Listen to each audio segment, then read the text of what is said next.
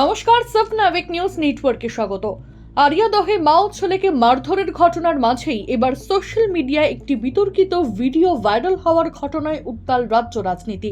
আপনাদের জানিয়ে রাখি, গণপিটুনির এই ভিডিওটি তালতলা স্পোর্টিং ক্লাবের ভেতরের, এমনটাই দাবি বিরোধী সহ স্থানীয়দের।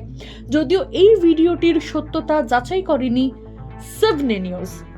এই বিতর্কিত ভিডিওটিতে আক্রান্তের ওপর জয়ন্ত সিং এবং তার দলবল যেভাবে নির্মম অত্যাচার চালাচ্ছে তার বিবরণ দেওয়া থেকে বিরত থাকলাম আমরা।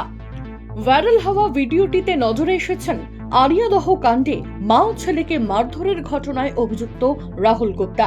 এই ভিডিও দেখিয়ে বেলঘরিয়া থানায় অভিযোগ দায়ের করেছে আক্রান্তের পরিবার, এমনটাই খবর। তবে তৃণমূলের দাবি এই ভিডিওটি আরিয়াদহ কাণ্ডের নয়। এরপরেই তৎপর হয়ে ওঠে প্রশাসন। এই ভিডিওটির সত্যতা যাচাই করতে শতপ্রণোদিত মামলা রুজু করে শুরু হয় তদন্ত। অবশেষে এই ভিডিওটি পুরনো বলে জানিয়ে দেওয়া হলো ব্যারাকপুর পুলিশের পক্ষ থেকে। অভিযুক্তদের বিরুদ্ধে আইনি ব্যবস্থা নেওয়া হবে বলেও জানানো হয়েছে। বলা ভালো, ফের প্রকাশ্যে এলো মদন মিত্র ঘনিষ্ঠ জয়ন্ত সিং ও তার দলবলের নয়া কীর্তিকলাপ।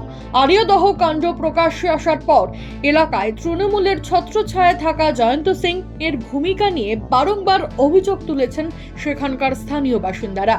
সেই অভিযোগে যেমন শিলমোহর পড়ল, ঠিক তেমন ভাবেই আপনাদের কাছে আমাদের অনুরোধ, সোশ্যাল মিডিয়ায় ভাইরাল হওয়া এ ধরনের ভিডিওকে কেন্দ্র করে অহেতুক গুজব ছড়ানো থেকে বিরত থাকুন।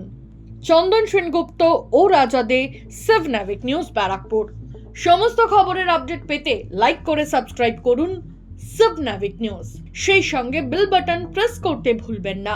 আপনাদের একটা সাবস্ক্রিপশন আমাদের জন্য অত্যন্ত মূল্যবান। জয় হিন্দ।